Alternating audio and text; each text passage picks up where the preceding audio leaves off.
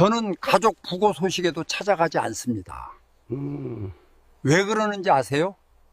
어머니 떠나신 뒤로 마당의 식구들 발소리가 사라졌습니다. 지금 42평 마당에 들어오는 건 산짐승 발자국과 우체부 오토바이 뿐이에요. 저는 충북 단양 산골에서 표고버섯을 키우는 73살 박정수입니다. 시멘트 공장 작업반장으로 40년 일했고 퇴직금 1억 3천으로 이 산을 샀어요. 사남매 중 둘째 아들, 형제들한테 한 번도 손 안 벌리고 살았다는 자부심으로 버틴 사람입니다. 그런데 지난 10년 사이 사라진 게 너무 많습니다. 어머니 간병 5년치 시간, 동생한테 빌려준 1억, 유산 4등분에서 깎인 제모, 그리고 형제라는 두 글자. 숫자로 따지면 4억이 넘는데요. 진짜 잃은 건 숫자가 아니에요. 도대체 우리 사남매는 어디서 어긋난 걸까요? 한 이불 속에서 발을 비비며 잠들던 그 남매들이 어떻게 보고 문자에도 답을 안 하는 사이가 되었을까요? 이 질문을 10년 동안 가슴에 품고 살았습니다. 여러분도 비슷한 질문 안고 사시는 분 많으실 겁니다. 오늘 처음부터 끝까지 함께 해주십시오. 다 듣고 나면 아, 나만 그런 게 아니었구나 하고 한 번은 한숨 돌리실 수 있을 겁니다. 한 이불 속에서 이른 새벽, 산은 아직 검푸르고 마당에는 서리가 허옇게 깔려 있습니다. 저는 헤드랜턴을 두르고 표고밭으로 들어섭니다. 참나무 원목 위에 갓 올라온 표고, 봉오리들이 빛을 받아 반짝여요. 손등이 곱아와서 입김을 호흡 불어가며 따도 어차피 묵묵부답인 산속이라 잔말 들어줄 사람이 없어요. 이 산이 제 노후 둥지입니다.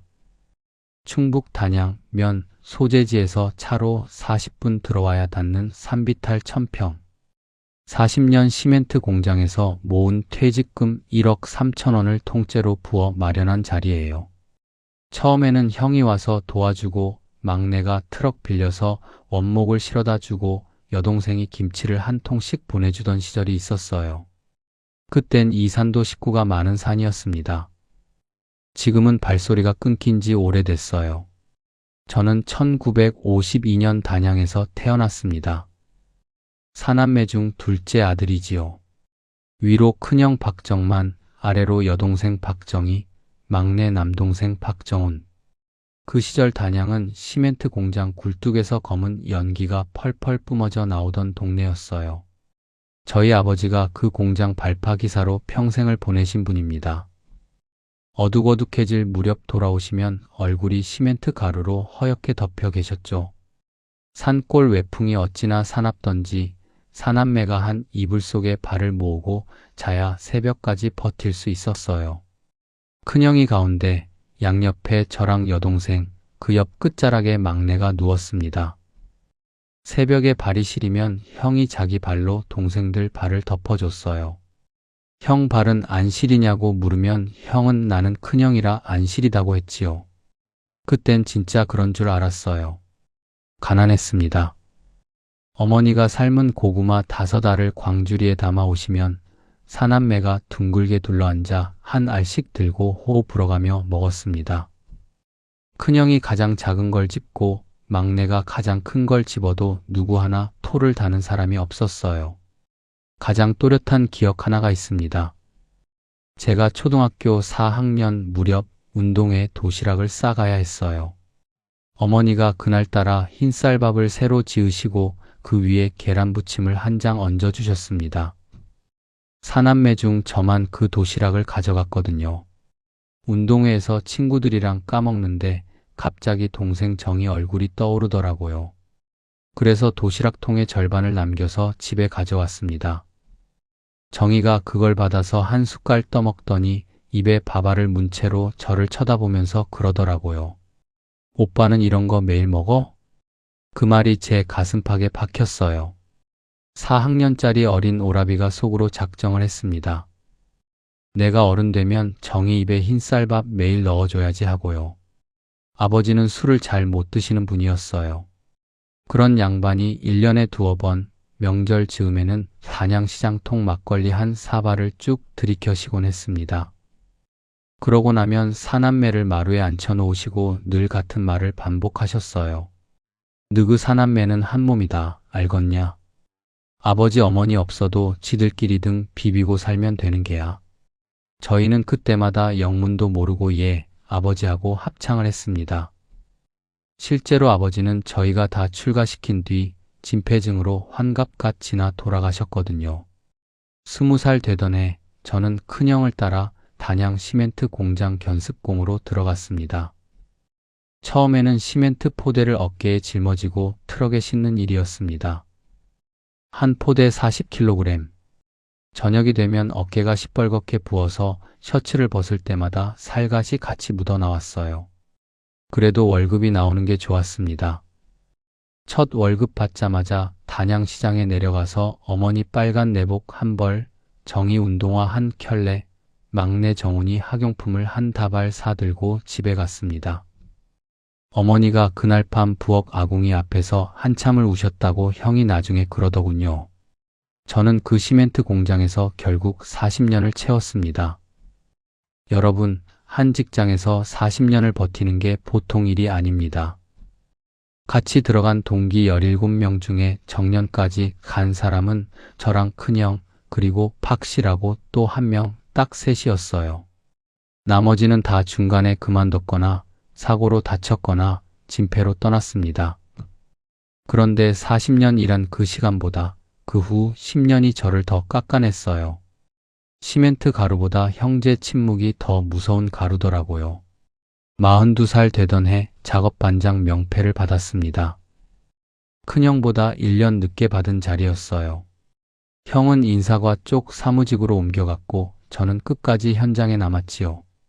재석이가 초등학교 들어가던 해 우리 가족이 처음으로 컬러 텔레비전을 들였어요. 그날 사남매 다 모여서 우리 집에서 통닭을 시켜 먹었던 게 기억납니다. 그땐 아직 다 같이 모일 줄 아는 식구들이었지요. 큰형이 통닭 다리를 막내 정훈이 접시에 놓아주면서 그러더라고요. 정훈아, 형들 다 늙어도 너는 막내라 막내야. 알겠지? 막내가 해에 웃으면서 다리를 받아 먹는데 여동생 정희가 옆에서 오빠들은 막내한테 너무 약해하고 입을 삐죽 내밀었어요. 사남매가 둘러앉아 통닭 한 마리에 막걸리 한 통. 그게 1990년대 후반이었던 것 같습니다. 막내 정훈이는 형제 중에 머리가 제일 좋았어요. 그 녀석이 서울 4년제 대학교를 가면서 저희 사남매가 처음으로 흩어졌습니다. 큰형이 등록금을 보태고 제가 하숙비를 보태고 셋이 막내 하나를 떠받쳤어요. 정훈이가 공기업에 합격하던 해 저희는 단양 본가에서 잔치를 했습니다. 어머니가 새벽부터 떡을 빚으시고 아버지는 막걸리 통을 2통이나 사오셨지요. 저는 그때 마음속으로 그랬습니다. 사무직이든 현장직이든 사남매 다 같이만 살자. 여동생 정희는 그 이태 뒤에 결혼했습니다. 인천에서 인쇄소를 운영하던 매제와요. 결혼식 날 정희가 신부 대기실에서 저를 보더니 그러더라고요. 오빠, 운동회 도시락 그거 기억나? 저는 그게 무슨 말인지 한참을 곱씹었지요. 오빠는 이런 거 매일 먹어? 정희가 흰쌀밥 한 숟갈 떠먹으며 던졌던 그 말. 정희는 그걸 40년 가까이 기억하고 있었던 거예요. 저는 그날 결혼식에서 처음으로 사람들 앞에서 펑펑 울었습니다. 1999년 어느 가을밤 저는 단양 마당 평상에 누워 사남매 가족 사진을 한 장 떠올려 봤습니다. 큰형 부부, 우리 부부, 정희 부부, 정훈이 부부. 조카들까지 합치면 38배, 아이 5, 모두 13.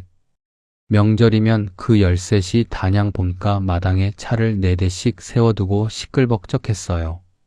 그땐 정말 한 몸인 줄 알았습니다. 근데 여러분, 한 몸이라는 게 평생 가는 줄 알았는데 알고 보니 그게 한식이었어요.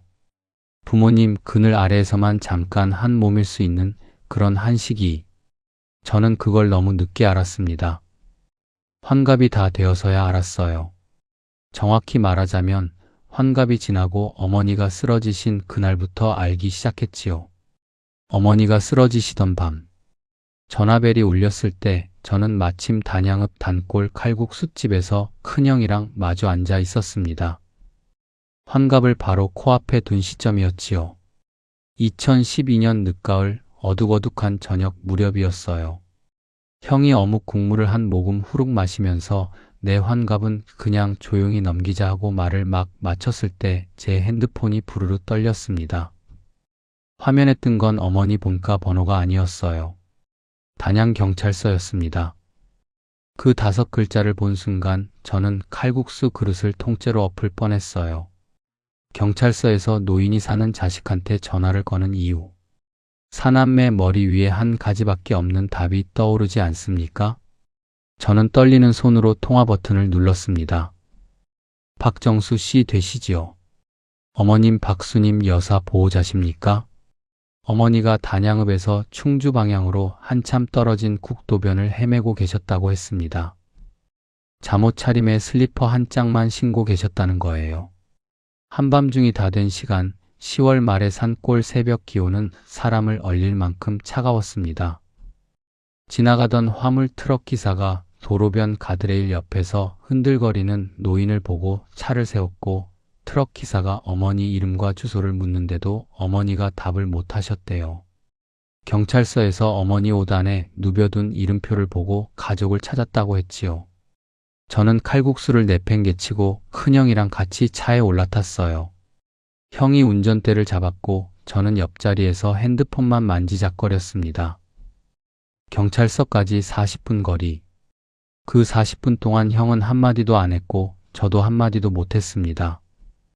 경찰서에 도착해서 어머니를 보는데 어머니가 저를 한참 쳐다보시더니 그러시더라고요.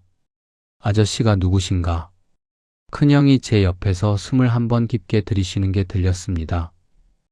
그때 우리 사남매 인생에 어떤 문이 끼익 하고 열린 겁니다. 들어가고 싶지 않은 문이었지요. 다음날 아침 저는 어머니를 모시고 청주에 있는 큰 병원으로 갔습니다. 병원 검사는 오후 늦게야 끝났습니다. 의사 선생님이 큰형이랑 저를 진료실로 부르더니 차분한 목소리로 그러시더라고요. 어머님은 알츠하이머 치매 중기 단계로 진행되셨습니다. 혼자 생활은 어렵고요. 보호자가 항시 곁에 계셔야 합니다. 큰형이 의자 등받이에 몸을 푹 기대더라고요. 저는 멍하니 의사 선생님 가운에 새겨진 자수를 들여다봤어요. 중기라는 2글자가 머릿속에서 윙하고 울렸습니다.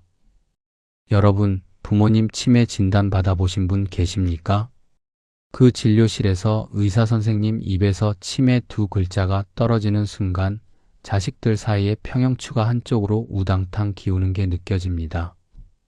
어떤 자식은 한 발자국 앞으로 나오고 어떤 자식은 슬그머니 한 발자국 뒤로 빠져요. 누가 가까이 사는가? 누가 시간이 있는가? 누가 일을 그만둘 수 있는가?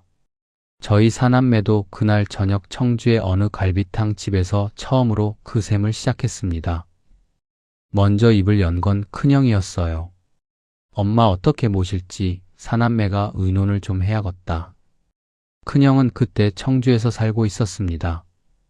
시멘트 회사 사무직으로 옮겨간 뒤로 줄곧 청주 사택에 살았어요. 내가 그래도 청주가 가깝긴 한디 회사 일이 사무직이라도 만만치 않아. 형수도 큰애 일 때문에 손이 모자란 형편이고. 다음으로 정희가 입을 열었어요. 오빠, 나는 인천이라 너무 멀어. 남편 인쇄소 일이 요즘 하도 어려워서 가게를 못 비워. 막내 정훈이는 처음부터 끝까지 입을 안 열었습니다. 자연스럽게 모두의 시선이 저한테로 모였습니다. 저는 단양에 살았어요. 어머니 본가에서 차로 20분 거리. 시멘트 공장은 마침 환갑 정년이 1년 앞으로 다가와 있었고 아내는 떡집에서 손을 떼고 집에 들어앉아 있었지요. 큰형이 헛기침을 하더니 그러더라고요. 정수, 너가 가깝잖니? 환갑 퇴직도 코앞이고 엄마 본가가 비어있는 것도 아니고. 저는 한참을 답을 못했습니다. 가깝다는 게 어머니를 모실 자격증은 아니잖아요. 저도 사남매 중 하나일 뿐인데 가깝다는 이유 하나로 사남매 짐을 한 사람이 다 짊어지는 게 사리에 맞나? 그 의문이 가슴 한복판에서 부글거렸어요. 근데 그 자리에서 그 말을 못했습니다. 어머니가 옆에 계셨거든요. 어머니 앞에서 나도 못한다고 잘라 말할 자식이 어디 있겠습니까? 저는 결국 고개를 끄덕였습니다. 내가 모실게. 단, 사남매가 다 같이 책임을 나누는 건 잊지 말아야 한다. 저는 그달 말에 시멘트 공장에 사표를 냈습니다. 환갑 퇴직까지 1년 남았던 걸 11개월 앞당긴 거지요. 회사에서 그래도 제 사정을 봐주셔서 퇴직금은 정년 기준으로 정산해 주셨어요. 1억 3천원이 통장에 찍혔습니다. 처음 한 달은 그래도 견딜만 했어요. 간병비도 첫 달은 약속대로 들어왔어요. 큰형이 70만원, 정희가 50만원, 막내가 50만원. 합쳐서 170만원이 제 통장에 찍혔습니다. 근데 2달째부터 막내한테서 문자가 오기 시작했어요. 형, 이번 달은 사정이 좀 어려워서 다음 달에 같이 보낼게. 석 달째에는 정희가 전화를 걸어왔습니다. 오빠, 매제가 인쇄소 자금 사정이 안 좋아서 한두 달만 양해 부탁해도 돼? 저는 두 동생한테 다 괜찮다. 천천히 보내라 하고 답했어요. 그게 제 첫 번째 실수였습니다. 한 번 봐준 것이 2번 봐준 게 되고 2번이 3번이 되고 결국 4년차가 되니까 간병비라는 약속 자체가 흐지부지 사라져 버렸거든요. 이 일이 일어난 게 2012년 늦가을에서 2013년 봄까지 반년 사이의 일이에요. 지금 돌이켜보면 그 반년이 우리 사남매한테는 갈림길이었습니다. 간병비가 끊긴 그날부터 저는 사남매가 아니라 한 사람이 되어 어머니 곁을 지켰습니다. 5해 간병의 한복판. 2013년 봄이 지나면서 어머니는 저를 정수라고 부르시는 횟수가 점점 줄어드셨어요. 처음에는 아저씨였어요. 아저씨, 물 한 모금만 주시오. 아저씨, 내 아들 정수가 어디 갔소? 어머니 입에서 내 아들 정수라는 말이 나오는데 그 정수를 자기 옆에 두고도 못 알아보시는 그 광경. 처음 그 말을 들은 날, 저는 부엌으로 들어가서 한참을 싱크대 앞에 서 있었어요. 아저씨가 한 달쯤 지나니까 아가씨로 바뀌었어요. 환갑 다 된 사내가 어머니한테 아가씨 소리를 듣고 있는 게 어찌나 기가 차던지요. 2014년이 되면서 어머니는 밤마다 집을 나가려고 하셨어요. 내 집에 가야지 하시면서 현관문을 두드리시는데 어머니 여기가 어머니 집이에요 하고 100번을 말씀드려도 못 알아들으셨어요. 어떤 새벽엔 도로변까지 나가 계셔서 가슴이 철렁 내려앉기도 했지요. 저는 결국 현관문에 자물쇠를 2개씩 채우고 침실 문에는 종을 매달아 놨어요. 그 종소리가 4년을 울렸습니다. 한밤중에 종소리가 들리면 저는 벌떡 일어나 거실로 뛰어나갔어요. 어떤 밤은 2번, 어떤 밤은 5번. 저는 그 5해 동안 정상적인 잠을 자본 적이 없습니다. 어머니가 누워 계시는 시간이 길어지면서 욕창과의 싸움이 시작됐어요. 의사 선생님이 그러셨거든요. 2시간마다 한 번씩 자세를 바꿔드리셔야 합니다.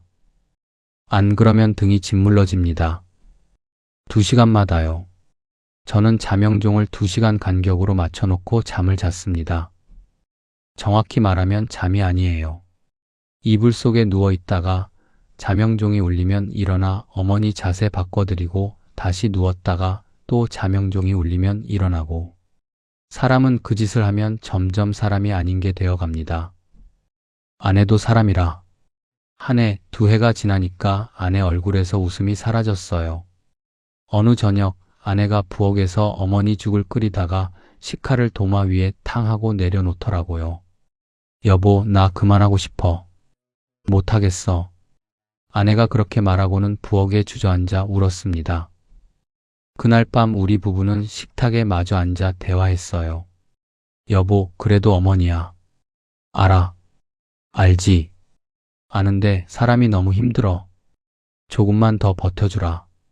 형제들도 도울 거야. 그렇지? 여보, 형제들 마지막으로 다녀간 게 언제야? 저는 답을 못했어요. 큰형이 마지막으로 들른 게 그해 설날이었거든요. 정희는 작년 추석. 막내는 그 전에 어머니 생신. 한 해 한 해 사이가 점점 벌어지고 있었습니다. 여러분, 부모 간병하시는 분들 사이에 도는 말이 하나 있습니다. 부모님 떠나시고 나면 형제는 남는다. 그 말 진짜로 그런 줄 알았어요. 근데 막상 5해 간병이 진행되면서 알게 됐습니다. 부모는 사남매를 묶어주는 마지막 매듭이었고 그 매듭이 풀리는 순간 사남매는 각자 흩어집니다. 치매가 깊어지면 어머니가 욕설을 하시기 시작했어요. 의사 선생님이 미리 경고하셨던 일이지요. 치매 환자분 중에 욕설을 하시는 분들이 종종 있습니다. 본심 아니니 마음 다치지 마세요. 저는 그 말을 듣고 나는 안 다칠 자신 있다 하고 생각했어요. 근데요, 실제로 그 욕설을 직접 들어보니 미리 알고 있어도 가슴이 쿵 내려앉았습니다. 어머니가 저를 노려보시면서 그러셨어요. 이 도둑년아, 내 통장 어디 숨겼어? 이 이네 집에 와서 살림을 다 빼돌리네. 밤마다 백엔이들 적셨지요. 본심 아니라, 어머니 본심 아니라 하고 자장가처럼 되뇌면서요. 명절 때면 정희가 봉투 하나를 들이밀었어요. 오빠, 어머니 약값에 보태. 하면서요. 30만 원이 들어있을 때도 있고 50만 원이 들어있을 때도 있고요. 간병 한 달치 약값에도 못 미치는 액수였어요. 정희가 봉투 들이밀고 차에 올라 인천으로 떠나는 뒷모습을 보면서 저는 마당에 한참을 서 있었어요. 정희야, 봉투가 아니라 1시간만 같이 어머니 옆에 앉아줬으면 좋겠다. 1시간만 너도 어머니 기저귀 한번 갈아봤으면 좋겠다. 입 밖에 내지 못한 그 말이 가슴 속에 쌓이기 시작했어요. 5해 간병의 한복판에서 저는 점점 두 사람으로 쪼개져 갔습니다. 한 사람은 어머니 옆에서 죽 떠먹여드리는 효자 정수, 또 한 사람은 산속에서 표고밭 일굴 날을 기다리는 노후 정수. 이 두 사람이 한 몸 안에 있다는 게 사람을 미치게 하더라고요. 그 5해 동안 저는 한 번도 휴가를 못 갔습니다. 한 번도 친구를 만나러 못 갔어요. 사남매가 약속한 다 같이 책임을 나눈다는 그 말이 결국 저 한 사람의 5해로 바뀌었던 겁니다. 그리고 그 5해의 끝에서 저는 어머니 임종을 지켰어요. 어머니가 마지막 숨을 거두시던 그 새벽, 형제들은 아무도 그 자리에 없었습니다. 어머니의 마지막 새벽, 2017년 늦가을 어느 새벽이었어요. 어머니는 이미 며칠째 곡기를 끊으신 상태였고 의사 선생님이 이번 주 안이 고비라고 하셨던 그 주의 새벽이었습니다. 밖은 아직 어둑어둑했고 산 너머에서 첫 닭 우는 소리가 들려오고 있었어요. 저는 어머니 손을 잡고 침대 옆에 의자 하나 끌어다 앉아 있었지요. 어머니 손이 평소보다 차가웠고 호흡이 점점 길어지고 있었습니다. 어머니는 그 새벽에 눈을 한번 가늘게 뜨셨어요. 저를 정확히 보시는 것 같지는 않았지만 시선이 제 쪽을 향하셨습니다. 어머니 입술이 천천히 움직였어요. 저는 어머니 입가에 귀를 가까이 댔습니다. 정수야. 5해 만에 어머니가 저를 정수라고 부르셨습니다. 5해 동안 어머니 입에서 나온 호칭이 아저씨, 아가씨, 도둑년, 그리고 무수한 욕설. 그 5해를 지나 마지막 새벽에 어머니는 다시 정수라는 2글자를 찾아내신 거예요. 저는 어머니 손을 2손으로 꼭 쥐었습니다. 예, 어머니. 정수예요. 하고 답을 했어요. 어머니가 옅게 미소를 지으시는 것 같았어요. 그러고 나서 어머니는 숨을 한번 길게 쉬시고 그 다음 숨은 다시 들이쉬지 않으셨습니다. 저는 어머니 손을 꼭 쥔 채로 한참을 앉아 있었어요. 울지도 못했어요. 5해 동안 흘릴 만큼 흘려서 정작 어머니 떠나시는 그 새벽엔 눈물이 안 나오더라고요. 대신 가슴 한복판에 큰 구멍이 뻥 뚫린 것 같았어요. 저는 거실로 나와 전화를 걸었어요. 첫 번째는 큰형이었습니다. 형, 어머니 가셨어. 큰형이 한참을 말을 못 하더라고요. 저쪽 너머에서 숨 쉬는 소리만 들렸어요. 정수야. 내가 1~2시간 안에 갈게. 다음은 정희였어요. 정희는 전화를 받자마자 울음부터 터뜨렸어요. 오빠, 어떡해. 엄마 어떡해? 나 진짜 엄마 마지막 못 봤네. 장례는 단양 시내 장례식장에서 사흘 동안 치렀어요. 큰형이 상주를 맡았고 저는 둘째 상주로 그 옆에 섰습니다. 사남매가 5해 만에 처음으로 한 곳에 모인 자리였습니다. 어머니 영정을 가운데 두고요. 장례식장에서는 다들 효자 효녀였습니다. 큰형이 빈소 앞에서 무릎을 꿇고 한참을 울었고 정희는 영정 사진을 끌어안고 통곡을 했지요. 저는 그 자리에서 한 발자국 떨어져 그 풍경을 바라봤어요. 마음이 묘하더라고요. 그 5해 동안 매일같이 흘렸던 눈물이 떠올랐어요. 새벽에 어머니 기저귀 갈면서 흘린 눈물. 어머니한테 욕설 들으면서 부엌에서 삼킨 눈물. 형제들 발길 끊긴 명절 저녁에 마당 평상에서 흘린 눈물. 그 5해치 눈물이 영정 앞에서 흘리는 사흘치 눈물보다 가벼울 리가 없는데 조문객들 눈에는 사흘치만 보이더라고요.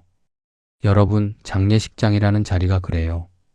거기서는 가장 많이 우는 자식이 가장 효성스러운 자식이 되고 영정 앞에서 가장 큰 소리로 통곡하는 자식이 가장 사랑한 자식이 됩니다. 근데 진짜 효도는 영정 앞이 아니라 침대 옆에서 일어나잖아요. 새벽에 2시간마다 자세 바꿔드리는 일. 욕창 안 생기게 등을 닦아드리는 일. 그 일들은 영정 사진에 안 찍힙니다. 어머니 유품은 단출했어요. 한복 2벌, 외출용 점퍼 1벌, 안경 2개, 구두 1켤레, 그리고 돌아가시기 전에 늘 머리맡에 두셨던 사진 1장. 사진은 사남매가 어릴 적 단양 마당에서 찍은 흑백 사진이었어요. 4학년쯤 된 제가 가운데서 정희를 안고 있고 그 옆에 큰형이 막내를 들쳐 업고 서 있는 그 사진. 어머니가 그 사진을 5해 동안 머리맡에서 떨어뜨리지 않으셨더라고요. 그때까지만 해도 저는 사남매가 어머니 떠나셨어도 이 사진처럼 한자리에 모일 수 있다고 생각했습니다. 그게 제 마지막 착각이었어요. 49제 끝난 지 일주일 만에 큰형한테서 전화가 왔습니다. 정수야, 어머니 재산 정리 좀 해야 안 되겠나?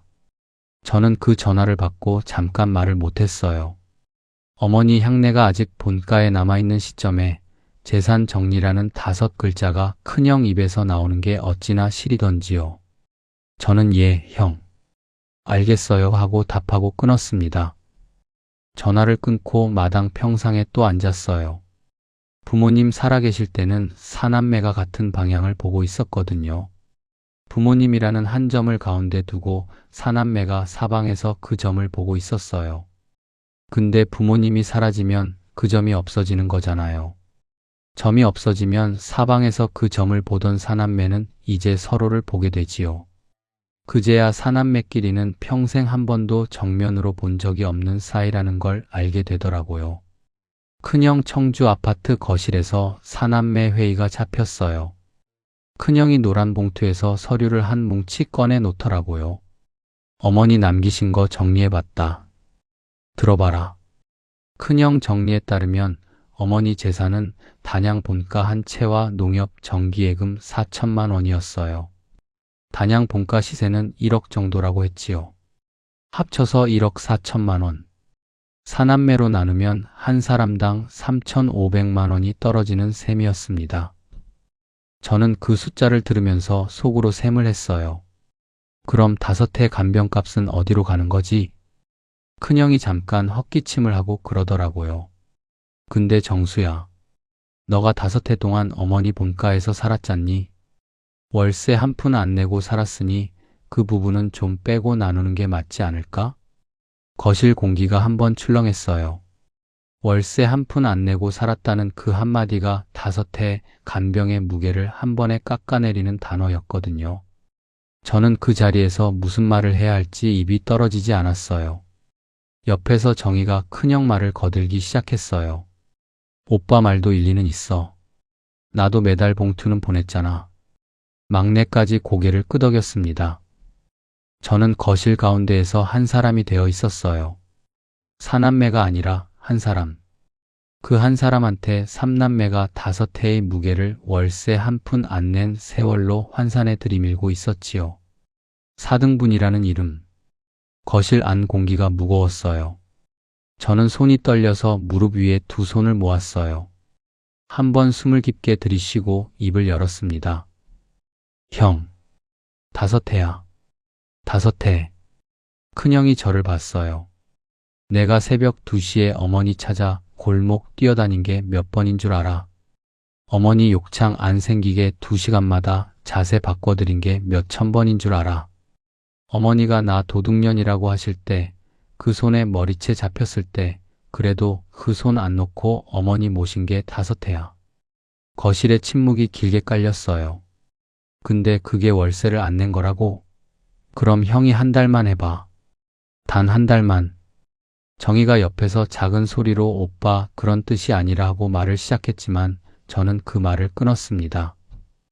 정희야, 너도 마찬가지다. 너 봉투 보낸 거 고맙다. 진짜 고마운데. 그 봉투랑 5회 간병이랑 한 줄에 놓는 건 아니지 않냐. 큰형이 한참을 말을 못하다가 결국 한숨을 한 번 쉬었습니다. 정수야, 우리가 너 고생한 거 모르는 거 아니다. 근데 법이라는 게 사남매 평등이라. 법. 그 한 글자에서 저는 또 한 번 휘청했어요.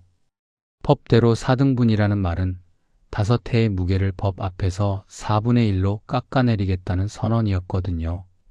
사남매 사이에 법이라는 단어가 등장하는 순간 사남매는 끝난 거예요. 거실 회의는 1시간을 더 끌었어요. 저는 결국 한 가지 조건을 제시했습니다. 단양 본가는 내가 맡을게. 형이랑 동생들 몸만큼 내가 돈으로 정산해 주마. 큰형이 잠깐 생각하더니 그러더라고요. 그러려면 본가 시세대로 1억으로 잡고 예금 4천 합쳐서 1억 4천. 4분의 1이면 3,500씩이니까. 정수가 우리 셋한테 3,500씩 합쳐서 1억 500. 저는 손가락으로 셈을 해봤어요. 1억 500. 제가 시멘트 공장에서 받은 퇴직금 1억 3천에서 1억 500을 빼면 2,500이 남아요. 40년 시멘트 가루로 모은 돈에서 사남매한테 떼어주고 나면 제 손에 남는 게 2,500이 되는 셈이었습니다. 그래도 저는 알겠다고 했어요. 사남매한테 단양 본가만은 빼앗기고 싶지 않았거든요. 어머니가 5회 동안 마지막 숨을 들이쉬신 그 집을 다른 사람한테 팔아넘기는 일은 못할 일이었어요. 여러분, 한국에서 부모님 떠나신 뒤에 형제들 사이에 가장 흔하게 일어나는 게 뭔지 아십니까? 법대로 4등분 또는 5등분 또는 3등분. 법대로 나누면 공평할 것 같지만 실은 그게 가장 불공평한 셈입니다.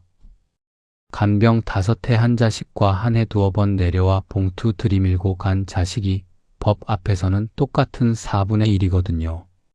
법이 사남매를 평등하게 대해줄 때 그 평등이 5회 짊어진 자식의 등을 한 번 더 짓누릅니다. 일주일 뒤 저는 단양 농협에 가서 적금을 깼어요. 1억 3천 통장에서 1억 500을 빼서 큰형, 정희, 막내 통장으로 각각 3,500만 원씩 송금했습니다. 송금 버튼을 누를 때마다 손가락이 떨렸어요.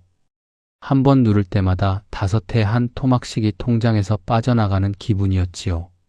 송금 끝나고 한 달쯤 됐을 때 정희가 전화를 했어요. 명절이 다가오니 단양 본가에 모이자는 전화였지요. 오빠, 이번 추석에 사남매 다 모이자. 저는 그 전화를 받으면서 처음으로 정희한테 거짓말을 했어요. 정희야, 본가에 일이 좀 있어서 그날 못 모일 것 같다. 다음에 보자.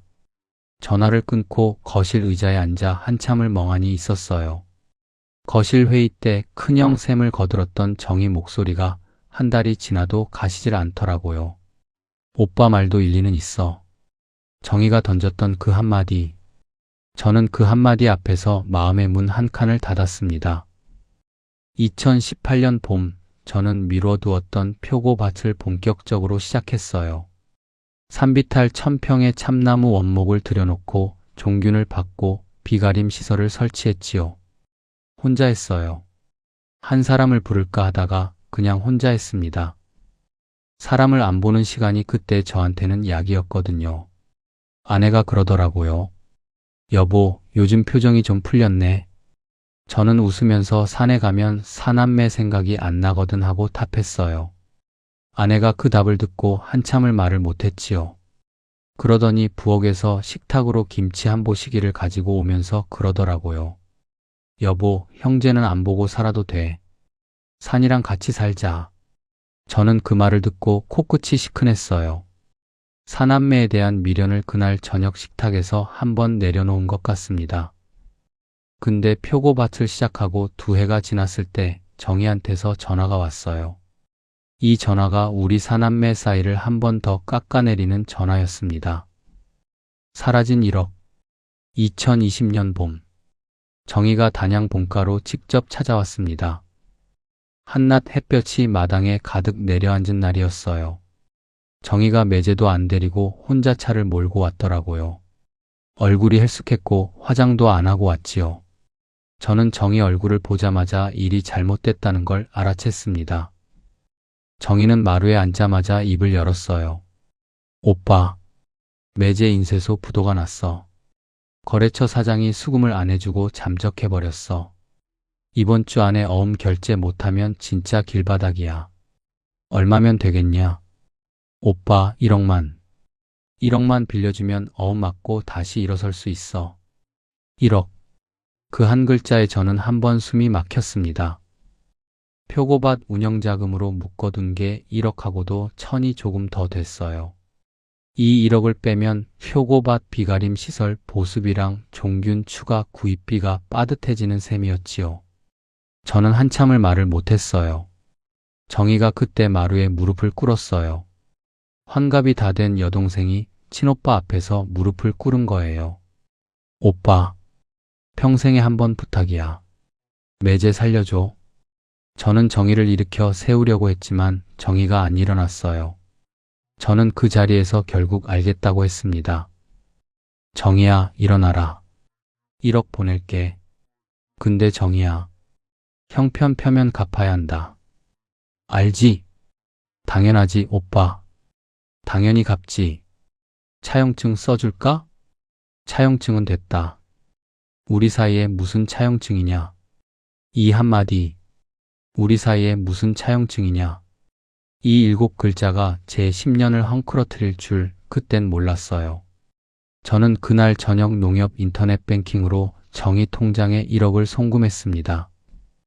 처음 1년은 정희가 자주 연락을 했어요. 한 달에 한 번씩 전화를 걸어왔지요. 오빠, 매제가 다시 거래처 2억 군데를 잡았어.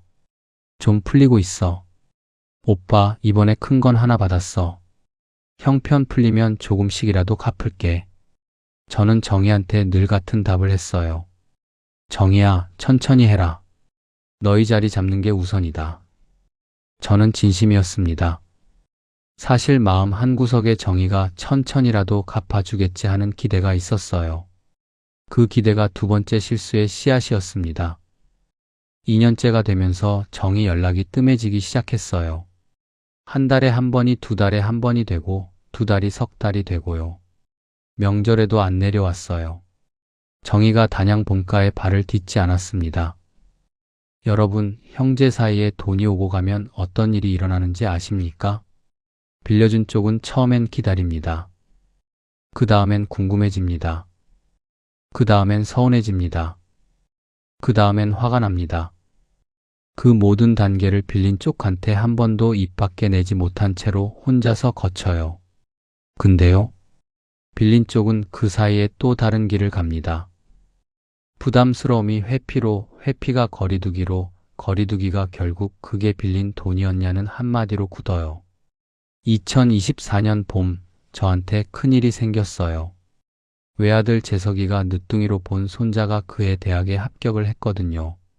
재석이는 40이 넘어서 아이를 봤어요. 재석이도 형편이 빠듯한 시절이라 등록금 마련이 어려웠지요. 재석이가 어느 저녁 단양에 내려와서 그러더라고요. 아버지, 저희 아들 등록금이 좀 부족해서요. 혹시 보태주실 형편이 되시는지. 저는 재석이 앞에서 한참을 말을 못했어요. 표고밭 운영이 그의 가뭄 때문에 매출이 반토막 났었거든요. 그때 정희한테 빌려준 1억이 떠올랐어요. 1억 중에 일부만 돌려받아도 손자 등록금은 마련할 수 있겠다 싶더라고요. 저는 며칠을 망설이다가 결국 정희한테 전화를 걸었습니다. 신호음이 길게 갔습니다. 정희가 한참 만에 받았어요. 오빠, 무슨 일이야? 저는 한 호흡 가다듬고 입을 열었습니다. 정희야, 미안한데 그때 그 1억 있잖니? 내가 손자 등록금이 좀 급해서 일부만이라도 좀 돌려받을 수 있겠냐? 전화기 너머에서 침묵이 길어졌어요. 정희가 한참 뒤에 입을 열었어요. 오빠, 나도 없어서 그래. 이 한마디가 첫 번째 발이었습니다. 근데 정희가 다음 말을 이어갔습니다. 그리고 오빠, 그때 그 1억 말이야. 오빠가 어려운 동생 좀 도와준 거 아니었어? 설마 그걸 돌려받으려고 한 거야? 전화기를 잡은 손이 한번 굳었어요. 저는 한참을 말을 못했습니다. 오빠가 어려운 동생 좀 도와준 거 아니었어. 이 한마디가 4년 전 마루에 무릎 꿇고 평생에 한 번 부탁이야 하던 그 정의를 한순간에 지워버렸어요. 저는 결국 한마디만 했습니다. 정희야, 알았다. 끊자. 전화를 끊고 저는 마루에 한참을 앉아 있었어요. 화도 안 났어요. 가슴 한복판이 텅 비는 그런 느낌이었지요. 배신감이라는 단어가 있는데 저는 배신감보다 허탈함이 훨씬 컸습니다. 정의가 나쁜 사람은 아니거든요. 근데 돈 앞에서는 사람이 이렇게 변하는구나 하는 깨달음이 가슴팍에 천천히 내려앉았어요. 전화를 끊고 한 달쯤 지났을 때 단양 본가에 있는 사촌 동생한테서 전화가 왔어요. 정수 형, 인천에서 정희 누나가 그러더라. 정수 오빠가 10년 만에 1억 갚으라고 해서 매제가 또 쓰러질 뻔했다고. 저는 그 전화를 받고 한참을 멍하니 있었어요. 정희가 친척들 사이에서 저를 야박한 오빠로 만들어 놓고 있었던 거예요. 저는 거기서 마지막 한 가닥 연이 끊어지는 걸 느꼈습니다. 손자 등록금은 결국 표고밭 종균 통장을 깨서 마련했어요. 1억은 사라지고 종균 통장은 깨지고 사남매는 흩어지고 환갑 넘어 저한테 남은 게 뭔가 셈을 해봤지요. 산 1000평, 표고밭 비가림 시설, 단양 본가, 그리고 아내. 사람으로 치면 단 한 명 아내가 남았더라고요. 형제 셋은 사라지고 아내 한 사람이 남은 셈이었습니다. 자식까지 셈하던 그 명절. 2024년 추석. 정희와 1억 일이 있고 5달쯤 지난 시점이었어요. 큰형이 청주에서 명절 모임을 갖자고 했습니다.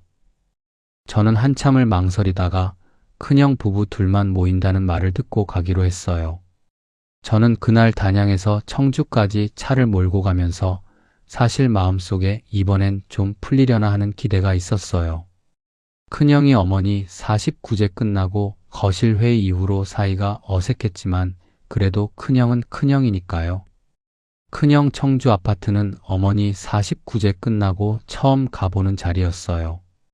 거실에 들어서니 큰형 손녀가 마침 100일가 지난 시점이라 유아용 침대가 거실 한복판에 놓여 있었지요. 큰형 부부가 손녀 옆에서 한박 웃음을 짓고 있었어요. 저는 거실에 들어서면서 그 풍경을 봤습니다. 큰형이 손녀 옆에서 환하게 웃는 그 표정을 5해 어머니 간병 시절엔 한 번도 보지 못한 표정이었어요. 큰형 얼굴이 그렇게 환하게 풀어진 모습은 처음이었지요. 정민이가 큰형 큰아들이라 저한테는 조카지요. 정민이는 그의 45 큰 회사 부장이었습니다.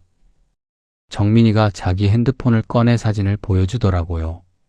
작은 아버지, 저희 회사 이번에 신문에 났어요.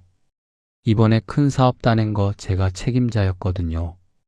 큰형이 옆에서 거들었어요. 정민이가 이번에 직급 한 단계 또 올라갔다. 부장 단지 3년 만에 선임 부장.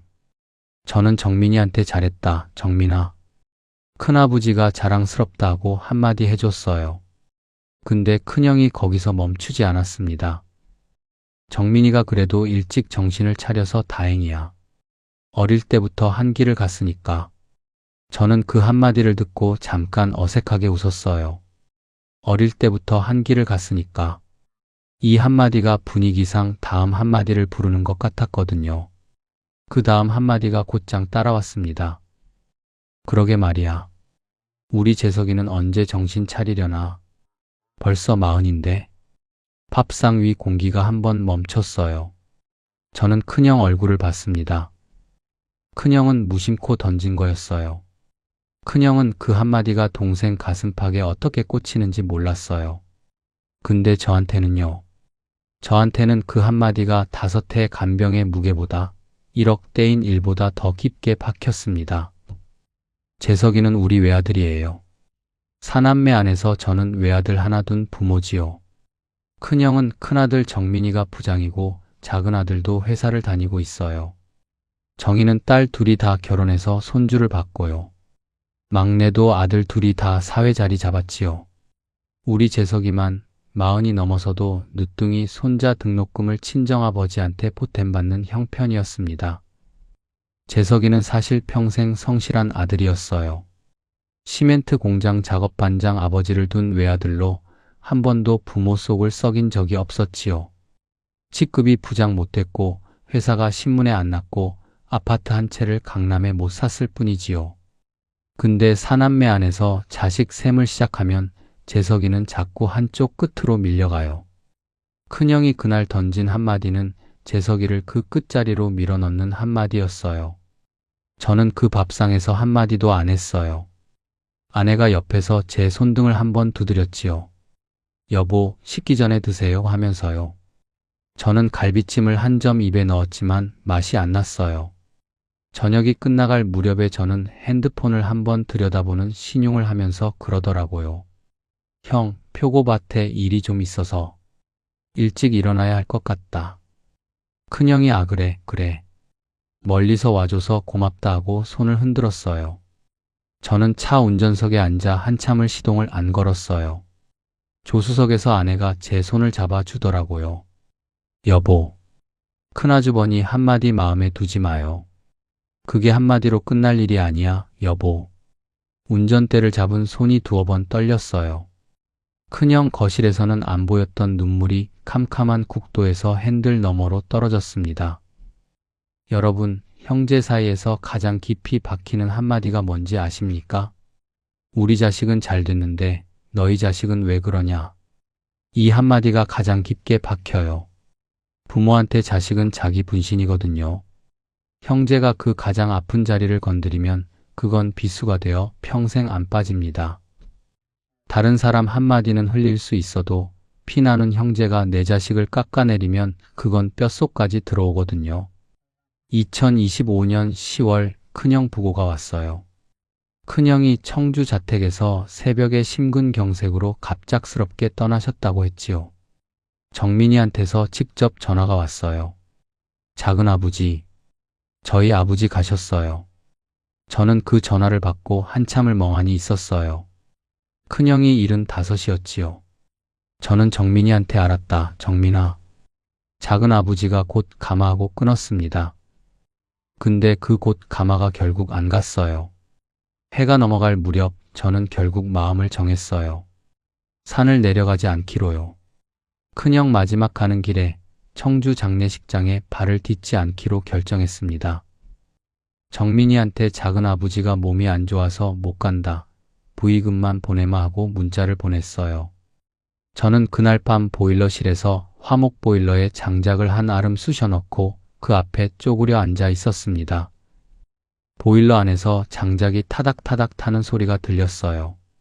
사남매 중에 큰형이 가장 먼저 떠난 그 밤에 저는 보일러 앞에서 한마디 중얼거렸지요. 형, 미안해. 그래도 안 가. 못 가는 게 아니라 안 가는 거야. 장작이 한 차례 더 타닥 하고 부서졌어요. 저는 그 자리에서 사남매라는 단어를 가슴 속에서 마지막으로 꺼내봤어요. 한 이불 속에서 발 비비며 잠들던 사남매. 운동회 도시락 절반을 동생한테 가져다 주던 사남매. 느그 사남매는 한 몸이다. 아버지가 던지셨던 그 한마디. 다 옛날 일이 됐어요. 이제는 그 단어를 가슴에 두지 않기로 했습니다. 산속에서 다시 사는 법. 큰형 부고가 있은 지 사흘 뒤 막내한테서 전화가 왔어요. 형 진짜 안 왔다며? 정민이가 많이 서운해하더라. 저는 막내한테 한마디 했어요. 정훈아, 형이 형 마지막 가는 길에 안 간 거 형도 안 좋다는 거 안다. 근데 정훈아, 너는 어머니 5해 간병한 적도 없고 형이 거실 회의에서 한마디 거둔 적도 없잖니. 내가 못 간 게 아니라 안 갔어. 안 간 건 내 선택이다. 막내가 한참을 말을 못했어요. 그러더니 그러더라고요. 형, 알았어. 형 마음 알았어. 다음에 봐. 전화가 끊기고 저는 마당 평상에 한참을 앉아 있었습니다. 막내가 마지막 한마디로 다음에 봐를 남긴 그 통화 이후로 막내한테서 전화가 안 왔어요.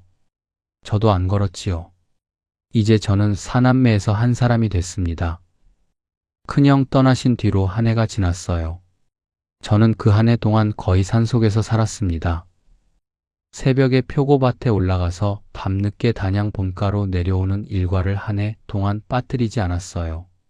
처음 몇 달은 형 생각이 자꾸 났어요. 밤마다 큰형이 청주 거실에서 손녀 옆에 앉아 환하게 웃던 그 표정이 떠올랐고 어머니 49제 거실 회의에서 펍대로 4등분을 말하던 그 표정도 떠올랐습니다. 두 표정이 한 사람 안에 같이 있었던 거예요. 어느 저녁 식탁에서 아내가 그러더라고요. 여보, 큰아주버니가 가셨어도 큰아주버니랑 같이 보낸 한 시절은 안 사라지잖아요. 그 한 시절을 가슴에 두는 건 큰아주버니 마지막에 안 갔다고 사라지는 게 아니에요. 저는 그 말을 듣고 식탁에 한참을 앉아 있었어요. 큰형이랑 시멘트 공장에서 같이 견습공으로 시작했던 그 시절. 큰형이 1살 위라고 동생들 발 덮어주던 그 새벽. 큰형이 첫 월급 받아와서 어머니 빨간 내복을 사드리던 그 명절. 그 모든 한 시절은 큰형 마지막 가는 길에 제가 안 갔다고 해서 사라지는 게 아니에요. 저는 그 저녁 이후로 큰형을 두 사람으로 받아들이기로 했어요. 시멘트 공장 견습공 큰형, 그리고 청주 거실 큰형. 둘은 같은 사람인데 제 가슴에서는 다른 자리에 두기로 했습니다. 저는 산속에서 표고밭을 가꾸면서 한 가지를 배웠어요. 표고는 사람이 들들 볶는다고 더 많이 자라지 않습니다. 참나무 원목에 종균을 박아두면 표고는 자기 시간을 갖고 자기 속도로 자라요. 한 해를 기다려도 안 나는 원목이 있고 2해 만에 한꺼번에 쏟아지는 원목도 있고 사람이 그걸 다 통제할 수가 없어요. 사람 사이도 그런 것 같습니다. 형제라는 이름이 박혔다고 해서 그 형제가 평생 같은 속도로 같이 가지는 않아요. 어떤 형제는 한 해 만에 멀어지고 어떤 형제는 5해를 같이 가다가 갑자기 끊어지고 또 어떤 형제는 10년 만에 다시 만나기도 하지요. 표고밭에서 원목을 받아들이는 마음으로 형제도 받아들이는 게 가장 마음 편하더라고요. 여러분, 형제와 멀어졌다고 해서 여러분이 나쁜 사람이 되는 게 아닙니다. 형제와 가까운 게 가장 좋은 거지만 가까울 수 없는 형제라면 거리를 두는 것도 자기 자신을 지키는 길이에요. 사람 마음은 한정된 그릇이에요. 미움으로 그 그릇을 채우면 다른 좋은 마음이 들어올 자리가 없어요. 지난 설날 저는 단양 본가 찬장 위에 잠들어 있던 사진첩을 다시 꺼냈어요. 사남매가 어릴 적 마당에서 찍은 그 흑백 사진이 있는 사진첩이지요. 저는 사진첩을 거실 식탁에 올려놓고 한 장씩 천천히 넘겨봤어요. 가난한 시절의 사진들이었습니다. 사남매가 헐렁한 옷을 입고 마당에서 빛바랜 미소로 카메라를 보는 사진. 어머니가 가마솥 옆에서 정이를 안고 계신 사진. 큰형이 시멘트 공장 견습공 시절의 작업복 차림으로 찍은 사진. 예전에는 그 사진들을 보면 가슴이 먹먹해졌어요.